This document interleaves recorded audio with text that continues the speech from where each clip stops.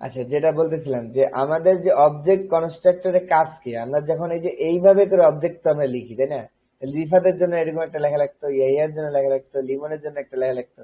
আবার আউটপুট দেখানোর সময় কিন্তু ওভাবে কল করা লাগতো, Limon dot name, Limon dot S, ইয়া ডট নেম, ইয়া ডট এস, এভাবে কল করা লাগতো। কিন্তু আমরা ওই ফাংশনের যে প্যারামিটার নেই ওইটাকে কাজে লাগাতে পারি। কেমনে? ফাংশনে শুধু এই নামটা বড় হাতের করে দিব, দেওয়ার পরে ভিতরে দিস ডট নেম দিব। মানে এই নাম, মানে নাম কিটা হবে নেমের সমান, মানে এই নেমের সমান। দিস ডট এজ, এজ কিটা হবে এই এজের ভ্যালুর সমান। দিলে দেখো এটা একটা অবজেক্টের কনস্ট্রাক্টর হয়ে গেল। কনস্ট্রাক্টর মানে কি? মানে যেখান দিয়ে আমি কোনো কিছু তৈরি করতে পারি। এখন দেখো আমার জন্য সুবিধা হয়ে গেছে। আমি যখন লিমন তৈরি করতেছি, নিউ পার্সন দিচ্ছি, তার মানে কি নতুন একটা অবজেক্ট তৈরি হলো। ও বুঝে গেল একটা নতুন তৈরি করতে হবে। নিউ পার্সন দিয়ে যখন 30 আর লিমন দিলাম, খেয়াল করো কার মধ্যে সেভ রাখছি, লিমনের মধ্যে। তখন সে করবে কি, এই 30 আর লিমনকে কাজে লাগায় ওই লিমন অবজেক্টের মধ্যে এই নেম আর নেম, ওই আমার এই 30 লিমন আর এজের জায়গায় আমার এই 30 বসাই দিবে, দিয়ে এরকম একটা বানাই দিবে নিজে নিজেই। আবার যখন নিউ ইয়া দিলাম পার্সন, ইয়া লেটের মধ্যে রাখলাম, কিন্তু আবার একই জিনিসই করলাম, কিন্তু আরেকটা নিউ পার্সন, মানে এটা আরেকটা নতুন পার্সন। তার মানে যতবার নিউ দিব ততবার নতুন নতুন অবজেক্ট তৈরি হবে। ঠিক আছে? দিয়ে আবার দেখো 26 আর ইয়ে দিলাম, যে আরেকটা এভাবে তৈরি করবে, যার নেম হবে ইয়ে, এ যাবে 26। এরকম আমি অগণিত বার করতে পারি। জাস্ট খেলে আমার এখন এক লাইনের কাজ। দেখো আমি কত বড় একটা লাইনকে কমাই না। তোমরা হয়তো বলো কত লাইনই বা কমাইছেন, এখানে 2 লাইন লিখছি, আপনি লিখছেন 1 লাইন, এই তো। কিন্তু তুমি চিন্তা করো এই অবজেক্টটা যদি, মানে ধরো 100 লাইন হইতো এই অবজেক্টটা, তাহলে কেমন হইতো? তাহলে কি তুমি 100 বার করে কয়টা হইতো? 300 বার হইতো। আর তুমি এখানে এক লাইনে, এখানে একবার লিখছো 100 বার, আর এক লাইনে কল করতেছো, তাহলে কত হইলো? মানে আমার 103 বার হইলো, কিন্তু তখন তোমার লেখা 300 বার। ঠিক আছে? এই জিনিসটা তো আরো কমপ্লেক্স হতে পারে। তো তখন তুমি করতে পারো কি, এভাবে একটা কনস্ট্রাক্টর বানায় রাখতে পারো। যদি তুমি দেখো যে সবকিছুর জন্য একই অবজেক্ট আসতেছে বারবার, তাহলে এরকম কনস্ট্রাক্টর বানায় তুমি যেভাবে খালি কল করে দিলেই এই মানের মধ্যে ওইটা বসে যাবে। এই যে, এই যে, এটা কি বোঝা গেল নাকি কোনো সমস্যা আছে এখানে? বুঝছি ভাই। ওই ফাংশন যেমন প্যারামিটার নিয়ে নতুন নতুন আউটপুট দেয়, এরাও তাই। এটা হচ্ছে নতুন নতুন অবজেক্ট বানাবে আর কি। ওই যে পার্সন পি বড় হতে, আর এখানে নিউ পি দিচ্ছে, এই যে এখানে কি হবে, এই যে দেখো, এই যে নতুন নতুন এইটা ডাটাটাকে নিয়ে এইটাকে কাজে লাগায় সে নতুন নতুন অবজেক্ট তৈরি করবে। এখন দেখো তুমি যে প্রিন্ট করো তাহলে সঠিক রেজাল্ট আসবে। দেখো আমি কিন্তু এভাবে লিখি নাই, দেখো যে লিমন ডট এস 30 এভাবে কিন্তু লিখি নাই, কিন্তু দেখো অ্যান্সার আসবে। কেন আসবে? কারণ এই অবজেক্টটা বানায় সে লিমনের মধ্যে ঢুকে দিচ্ছে। এখন লিমন ডট এস কে আমি অ্যাক্সেস করতে পারি। দেখো অ্যালার্ট দিচ্ছি, লিমন ডট এজ, দেখো ঠিক 30 আসবে। গো লাইভ দিলাম, এই দেখো 30 আসছে, দেখছো? তারপরে আমাদের ইয়াটা কিন্তু কাজ করতেছে। এই দেখো 30। ওকে দাও। আবার ধরো এখন দেখো ইয়া ডট এস দিয়ে দেখো চেঞ্জ হয়ে যাবে। এই দেখো 26, দেখছো? মানে এই যে এখন যে ডট দিয়ে লিখতে পারতেছি কেন? কারণ এটা এখন অবজেক্ট হয়ে গেছে। এটা এইটা একটা অবজেক্ট বানায় সে কি করছে, এর মধ্যে সেভ করে রাখছে, এই জন্য যে আমরা এইভাবে কল করতে পারতেছি। এই জন্য এখানে দিস দিলাম, কারণ এটা তো কারো নিজের প্রোভাইড, নিজের নামে না। এই জন্য দিস দিলে হয় কি, ওই যাকে আমি তৈরি করতেছি বারবার তার নামে এটা বসাই দিচ্ছে, এই আর কি। নতুন নতুন এই জন্য দিস দিয়ে লিখতে হয়। দিজের কাজই হচ্ছে যেখানে হচ্ছে ভ্যারিয়েবল থাকে, মানে চেঞ্জ হবে, সেসব জায়গায় দিস দিয়ে লিখতে হয়। তাহলে আমি যাকে দিয়ে কল করবো দিস হয়ে যাবে সে। বিষয়টা হলো এরকম, এই আর কি। আচ্ছা, এখানে ইয়া ডট এজ লিখছি না, এখন এই দিস হয়ে গেছে ইয়া, এই আর কি বিষয়। মানে যাকে দিয়ে ডট দিব ওই দিস তা সে হয়ে যাবে। কারণ ইয়া ডট এজ মানে এখন বোঝাচ্ছে যে ইয়া ডট, এইটা হয়ে গেছে দিসটা হয়ে গেছে ইয়া। আর ইয়ার মধ্যে অবজেক্ট আছে,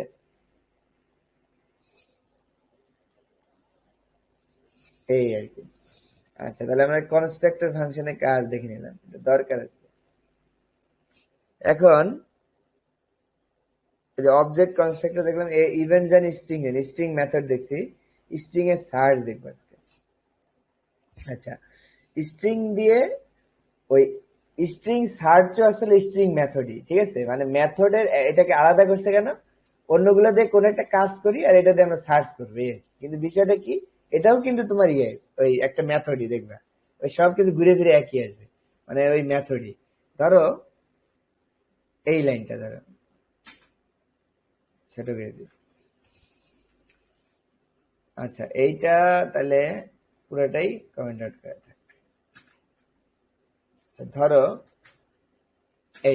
এটা একটা স্ট্রিং না, please locate where locate occurs, মানে বের করো, মানে এখন আমি সার্চ করতে যাচ্ছি, তাহলে আমি কি করতে পারি, মানে এই দেখো জাভাস্ক্রিপ্ট কিন্তু এইটাকেও মনে রাখে যে কোন নাম্বার লাইন মানে ফাঁকায় কত ইন্ডেক্স আছে, এটা কিন্তু জাভাস্ক্রিপ্ট মনে রাখে। যেমন ধরো প্লিজ লোকেট, তার মানে জিরো, প্রথমটা পি আছে জিরোতে, এল আছে ওয়ানে, আমরা জানি জাভাস্ক্রিপ্ট গনে কিভাবে, জিরো থেকে গনে, 0 1 2 3 4 5 6, ফাঁকাটার একটা হবে 6 7 8 9 10 11 12 13 14 15 16 17 18 19 20, 20 পরে আছে লোকেট, দেখছো? তাহলে তুমি যখন এই যে টেক্সট ডট ইন্ডেক্স, মানে কি এটা একটা মেথড, এই ইন্ডেক্স অফ দিয়ে যখনই তুমি একটা নাম দিবা তখন ও বের করবে লোকেটটা কোথায় আছে, কোন নাম্বার ইন্ডেক্স আছে। দেখো সেইটাকে রিটার্ন করে এর মধ্যে সেভ করে রাখলো লেটের মধ্যে। তাহলে এইটাকে যদি আমরা প্রিন্ট করি অ্যালার্ট দিয়ে, তাহলে দেখবো আমরা ইন্ডেক্সটা পেয়ে যাবো যে এটার কোন নাম্বার ইন্ডেক্স এটা আছে। এই দেখো ইন্ডেক্স নাম্বার 7-এ, দেখছো লোকেটটা আছে। আচ্ছা হ্যাঁ 7-এ আছে, দেখো এখানেও তাই আসবে, যে হয়ে গেল।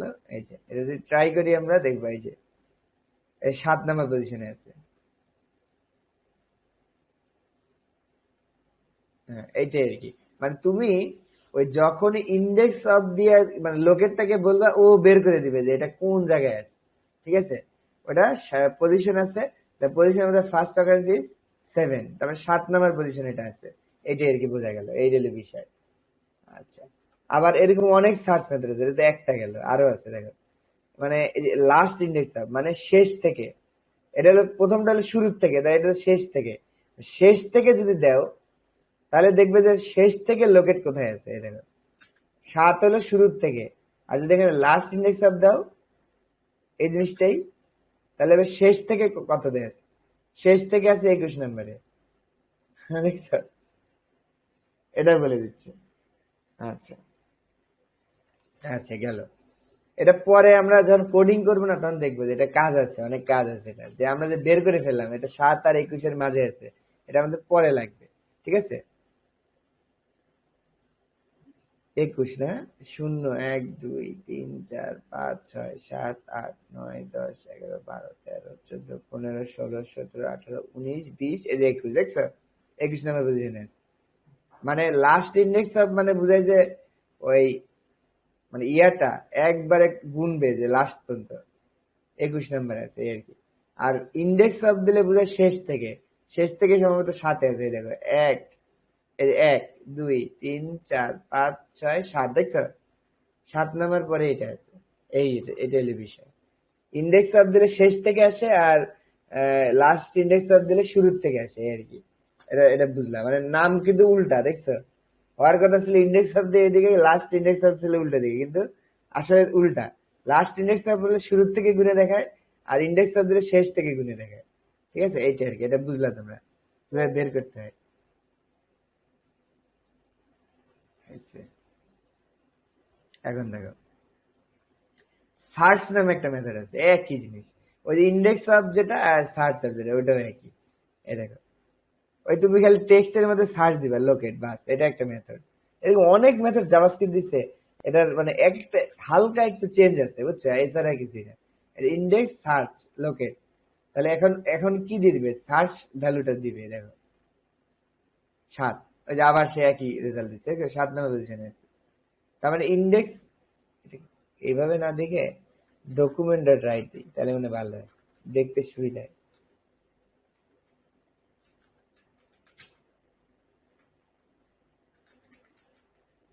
লেখে 7, এখানে কিন্তু আমাকে 7 রিটার্ন করতেছে, মানে সার্চ যেভাবে কাজ করে ইন্ডেক্স অফ কি এভাবে একইভাবে কাজ করে, ঠিক আছে? এটা তোমরা বুঝলা। আচ্ছা এখানে কি বলছে, এই যে ওরা বলছে, আপনি কি নোটিস করেছেন, মানে লক্ষ্য করেছেন, দুইটা মেথডই ইন্ডেক্স অফ এবং সার্চ আর ইকুয়াল। কারণ দেখো ইন্ডেক্স অফ আমাকে 7 রিটার্ন করতেছে, সার্চও কি রিটার্ন করতেছে 7 থেকে করতেছে, ওই বলে দিচ্ছে, তাহলে এদের মধ্যে পার্থক্য কোথায় দেখো। তার মানে কি তারা কি একই প্যারামিটার নেয় এবং একই রেজাল্ট দেয়? হ্যাঁ বলছে দ্যাট টু, কিন্তু বলছে না, আপনি ভাবলেও আসলে দুইটা মেথড একই নয়, তাদের মধ্যে কিছু পার্থক্য আছে। এই দেখো বলতেছে পার্থক্যটা কি। Search method cannot take a second start position argument. ঠিক আছে, মানে search method second start position argument নিতে পারে না, মানে দুইটা আর্গুমেন্ট নিতে পারে না, একটাই আর্গুমেন্ট নিতে পারে। কিন্তু index of method cannot take powerful search value regular expression. এই দেখো একটা জিনিস পেয়ে গেলাম। তার মানে মানে সার্চ মেথড রেগুলার এক্সপ্রেশন নিতে পারে। এই যে যেমন এখানে আমরা যখন সার্চ দিছিলাম তখন ওরা দেখাইছে এই যে রেগুলার এক্সপ্রেশন, দেখছো? তার মানে তুমি একটা প্যাটার্ন দিয়ে দিতে পারো, সেটাও সে সার্চ করতে পারে, প্যাটার্ন। ঠিক আছে, কোন একটা প্যাটার্ন সার্চ করতে পারে, কিন্তু ইন্ডেক্স অফ কি করতে পারে না, প্যাটার্ন সার্চ করতে পারে না। ধরো তুমি যদি ইন্ডেক্স অফ দিয়ে লোক এলওসি দাও, তাহলে ইন্ডেক্স অফ এর রেজাল্ট আসবে না।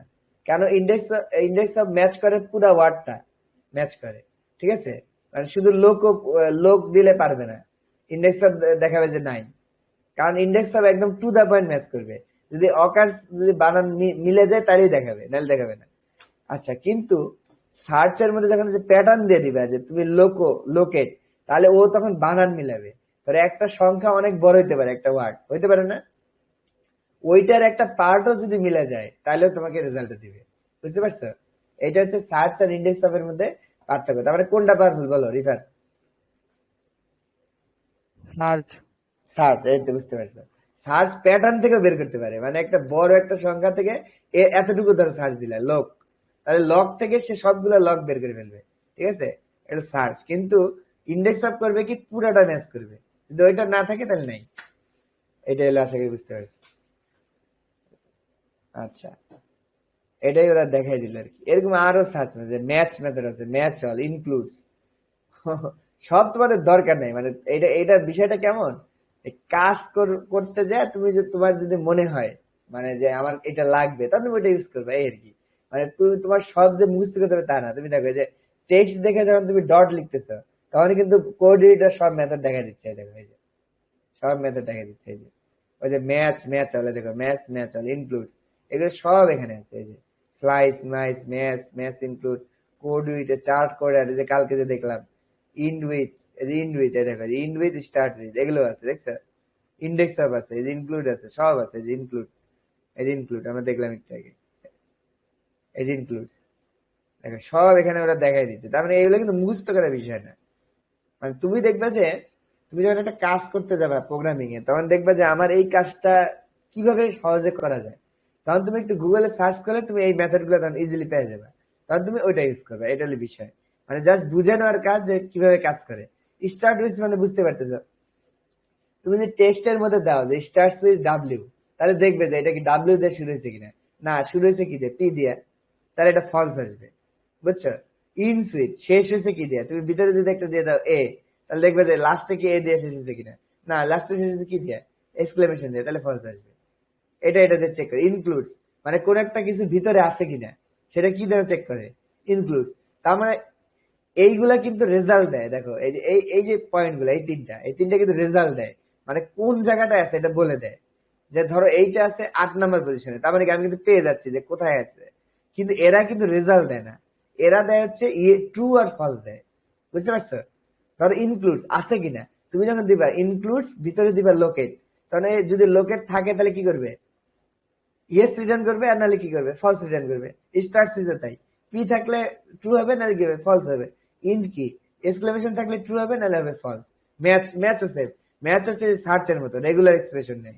ঠিক আছে, তুমি যদি একটা ম্যাচ প্যাটার্ন দাও, ধরো লোক এলওসি, ও দেখবে যে এলওসি কোথাও আছে কিনা, থাকলে কি করবে, ট্রু দিবে, নাহলে কি দিবে, ঠিক।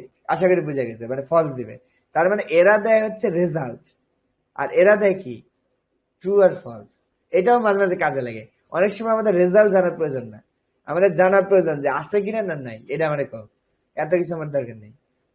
ঠিক আছে, তখন তোমরা এই মেথড গুলো ইউজ করতে পারো। এগুলো আমরা কোডিং এর সময় কিন্তু এগুলো ইউজ করবো। বুঝতে পারছো? দেখবে যেগুলো আমরা ইউজ করবো।